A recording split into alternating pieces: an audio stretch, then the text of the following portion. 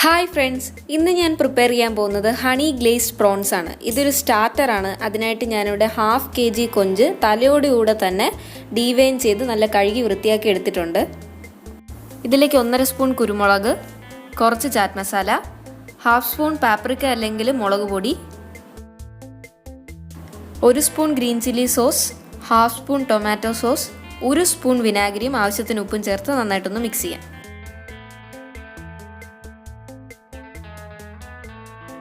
1/2 spoon ginger garlic paste കൂടെ add ചെയ്യാം.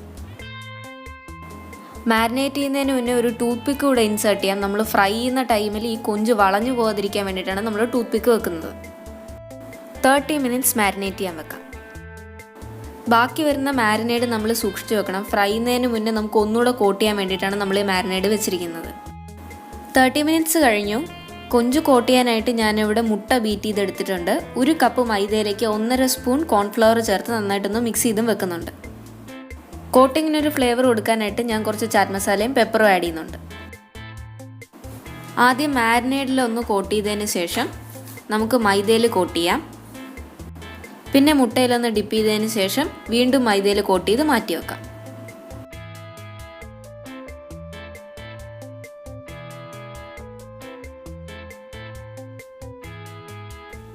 എല്ലാ കൊഞ്ചും നമ്മൾ കോട്ട് ചെയ്തെടുത്തിട്ടുണ്ട്. ഓയിൽ നന്നായിട്ട് ചൂടായി വരുമ്പോഴത്തേക്കും ഫ്രൈ ചെയ്തെടുക്കാം. കൊഞ്ച് ഫ്രൈ ചെയ്യാൻ 3 മിനിറ്റ്സ് മതി. കോട്ടിങ് ഒന്ന് ക്രിസ്പി ആയി വരുമ്പോഴത്തേക്കും നമുക്ക് തിരിച്ചിട്ട് കൊടുക്കാം.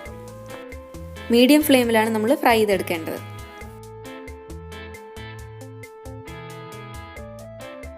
കൊഞ്ചെല്ലാം ഫ്രൈ ചെയ്തെടുത്തിട്ടുണ്ട്. ഇനി ഇതൊന്ന് ഹണിയിൽ ഗ്ലേസ് ചെയ്തെടുക്കാം.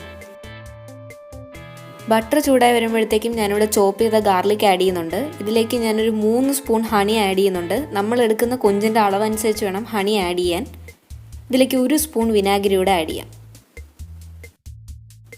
ഇനി ആവശ്യത്തിന് ഉപ്പും കുറച്ച് ബ്രൗൺ ഷുഗർ കൂടെ ആഡ് ചെയ്യാം.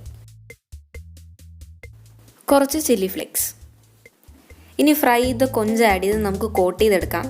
നമ്മുടെ സോസിൻ്റെ സ്വീറ്റ്നെസ്സും പുളിയും ഒക്കെ നമ്മുടെ പേഴ്സണൽ പ്രിഫറൻസ് അനുസരിച്ച് നമുക്ക് മാറ്റാം. അങ്ങനെ ഹണി ഗ്ലേസ്ഡ് പ്രോൺസ് റെഡി ആയിട്ടുണ്ട്. വളരെ ടേസ്റ്റി ആയിട്ടുള്ളൊരു സ്റ്റാർട്ടറാണ്.